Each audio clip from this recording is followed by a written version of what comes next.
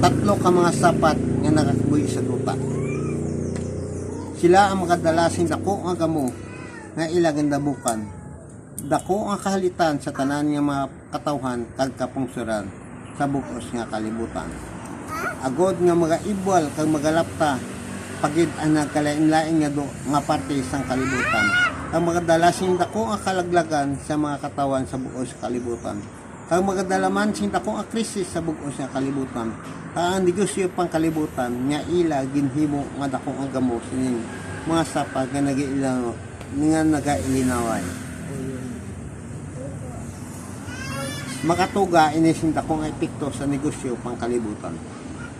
Ang tanan ng mga produkto nga kinahanglanon si mga katawan sa kadapong sud sa kalibutan ginakulang kang magagamay ang supply sang ila makinahanglanon.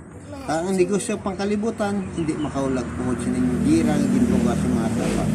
Gabisan pa ini ang mga manggaran nga pungsod sa kalibutan. Amat man ini mabatyagan nila ang nakakatabo nga krisis sa ila pungsod. Gabisan pa ini ang tatlo ka mga sapat amuman ini ang matabo sa ila pungsod. Ang dako ang kinahanglanon sang ila pungsod. Labi na gid ini ang petroleum product nga gipilalang kapungsod. Amay kasubong sini nga produkto nga kinahanglanon did sing tanan nga pungsod sa kalibutan.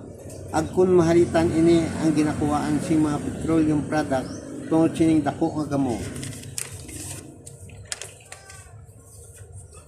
Kang makatuga ini sing dako nga krisis haghalit sa kada pungsod sa kalibutan.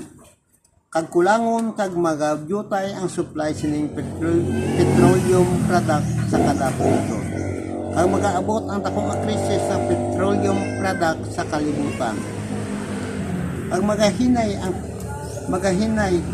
magauntat ang negosyo pang kalibutan. Ang magataas ang presyo sining petroleum product tungod sing iya amat-amat siya pagkadula ang magaupod man ang pagtaas ang presyo sa tanan nga mga balaklo nga kinahanglanon sing mga katawan sa bukos nga kalibutan.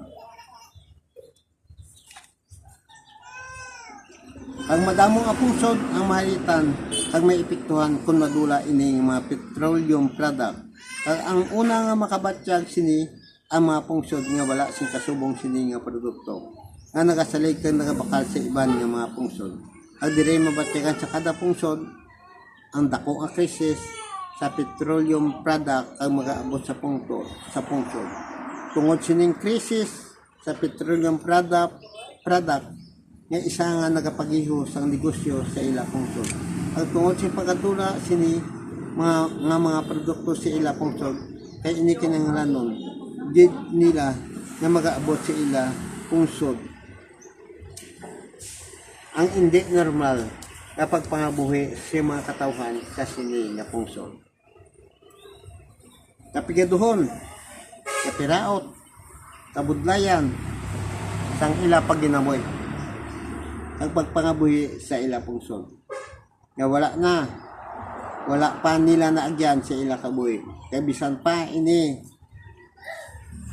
ang mga kapungsuran may bugana sa mga petroleum product, ag ini sila, mga krisis man sa mga pagkaon, ag kinahanglanon sang ila pungsod.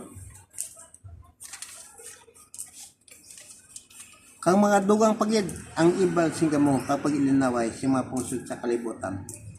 Tungod na nag-amat-amat na ini pagkadula si mga produkto sa mga kinahanglanon sing kada pungsod sa bukos sa kalibutan. Ang mga taas pagid ang tanan ng mga presyo sang mga produkto si mga pagkaon kag kinahanglanon si mga katawan sa bukos sa kalibutan. Nga nakasiling, 3 ka salmon na sa trigo para sa isa ka adlaw nga sol. Pag 3 ka salmon na sibada para sa isa ka adlaw nga sol. Ang dire magasugod ang pag-ilinawa, pag-itanay sa mga pungsod sa ilang mga produkto. Ang ibang nga pungsod, punggan nila ang ilang mga produkto nga nagagawa sa ilang nga pungsod. Kaya hindi na sila maghahatag sa anuman nga produkto nga halin sa ilang pungsod. Ang sa ila, paugalingon niya pungsod, ginakulang na sang ila kinahanglanon niya mga pagkaon. Ang kasubong man ang mga iban pa nga pungsod, kumuman ang ila ginahimo, mawala na sila naghatag sang ilang mga produkto sa iban nga pungsod. Kaya mag-amat-amat na mag-auntat ang pagsulod sa mga produkto sa kada pungsod. Kaya ini ang Amerika nga pungsod nga siya ang nakakontrol sa negosyo pangkalibutan kay siya man ang ginabasol kung niya ang nag-abot ang dako ang krisis si mga kinahanglan nun sin kada pungsod. Labi na gid ini ang petroleum product nga amat-amat na ini nakakadula kag hindi mapunggan ang pagkaustang sa negosyo pangkalibutan. Kay nag-abot na ang panahon nga gintalana gintag na nga ang tanan nga mga katawan sa buong kalibutan magaatubang sindako nga krisis kag gutom nga ila atubangon. Tungod sa kahimuan sing tatlo ka mga sapat nga dalok-dalok kag gutom sa gahom nga ila ginaagawan. Kag ang dako nga gamo magalikop sa bugos sa kalibutan. Kag ini mga pangulo nga wala na dya isa sa duta. Ang ilang hunahuna sakyan kalabugayon sinyaba. Agod abukan agpainiton ang ilang hunahuna.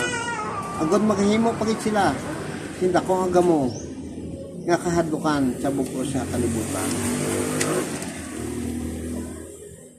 Kag ang mga katawan sa buos sa kalibutan amo ang ilahalitan sa ila ginahimo nga dako ang gamo. Ang amuman ang kabangdanan sing pagtaas sing tanan nga balaklon sa buos sa kalibutan. Ang pagkadula sing mga produkto ag labi na gid ini ang petroleum product nga kinahanglanon si mga pungsod tungod siya pagkadula sini pag ang mga katawan sa kalibutan magasinggitan nagapasingit sining nagarebuildi ang ilahunaw na tungod sining krisis kagutom na ginaatubang kang ila pungsod. Ang nagatingob sila, nagagwa sa dalan, nagabalingaso ang kaakit. Nagapakista ang nagarali sa dalan, gabanuhan ang syudad na nagainit ang ilang mga hununa na nagahimo sin dako agamo. Nga hindi mapunggan sang ila gobyerno ang ila pagilanaway ang pinatyanay sa ila pungsod nga ang halos tanan nga mga pungsod amo ay naiyan nagakatabo sa panahon niya ini ang mga katawan sa kada pungsod ang ila pangulo amo ang ila ginabasol sing natabo nga ini nga wala nila ginapaabot na nagasinggitan sila tanan nga may dako nga kaakig kaugot sa gobyerno. Nga tatong nila ang dako nga gamo ag pagilamay. Kaya amo ini ang kabangdanan kung nga nag-abot ang dako nga krisis sa gutom kag pagkaustang sang negosyo pangkalibutan. Nagasinggitan ang mga katawan nga magaisa ang tanan nga mga pangulo sa kada pungsod sa kalibutan. Pag ila dulaom ang dumot ka kaakig kaugot kag aligot-got nga ara sa ila hunahuna at tigipuson. Pag untaton kay pag ilinaway ka mabuligay ang kada pangulo sa kada pungsod agod nga mapunggan ka masulba ang dako ang krisis at pagkusta sa paggamit ka namiya nga tubangon sa bugos nga kalibutan. Apang ining mga pangulo hindi na mapunggan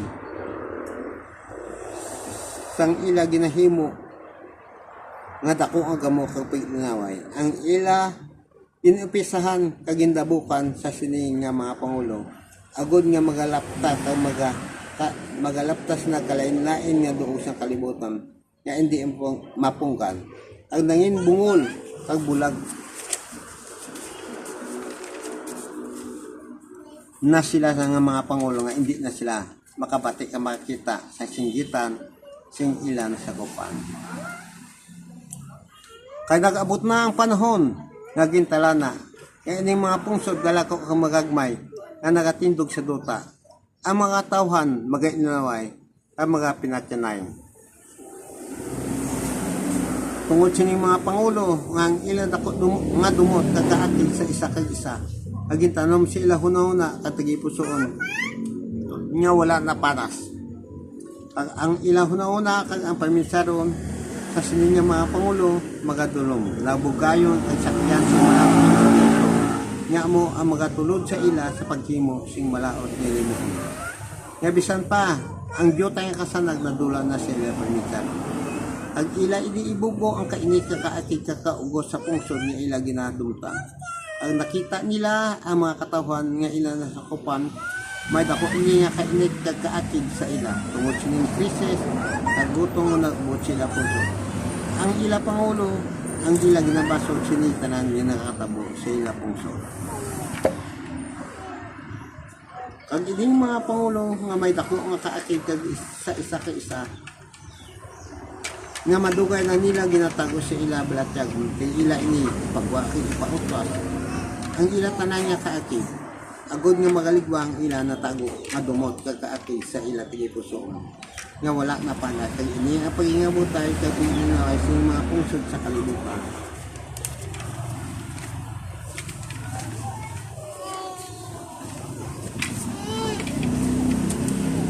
Nga ilaging surudan magadako kag magalala kag magalaptas na kalayain nga doon sang kalibutan nga wala si may makapugong kag kag magapadulong initanan sing dako mahalit kag kalaglagan sing madamo ang mga katawan kag mga kapungsuran sa bukas kalibutan nga ang tanan nga mga katawan magalakas sa dalan nga madulong kag mariit nga ila pag-aagyan. Ang tanan nga mga kapungsuran sa bukod sa kalibutan makaupod sining dako nga gamo kag pagninaway kag pinatyanay nga ila pagabuhaton. Nga pangunahan sing tatlo ka mga sapat nga mga mapintas. Kag ini ang dako nga gamo nga ila yung gato nga gindabukan sining tatlo ka mga sapat na tunga sa duha ka grupo. Ang iban magaupod sa piyak, ang iban magaupod man sa piyak. Ang ini ang China kag Russia, ang iban nga mga pungsod nga nagaupod sa ilang may dako nga kaakit kag dumod sa aligot sa pungsod nga Amerika. Magaisa ini sila tanan nga mga tinubod nila kusog kag ikasara sa katapos ng oras. Agud ni ila pungalon kag lagagon ini kalima nga sapat nga mo ini ang Amerika nga pungsod nga makalagda magtulong maggamhanan tugalong kag ikal nga pungsod. Nga yara siya subong sa pagpuputukan sa iya gahom. Pag madamo, yung mga pungsod ang mga pasilong sa iya gahom. Pag ining pungsod nga nagaupod sa iya, tang una, magabiya man ini sila sa pungsod ni Amerika. Tungod siyang iya maiyayaho nga tinutuyo, kag madalom nga mga handong nga plano, para lang sa iya paugalingon nga pungsod.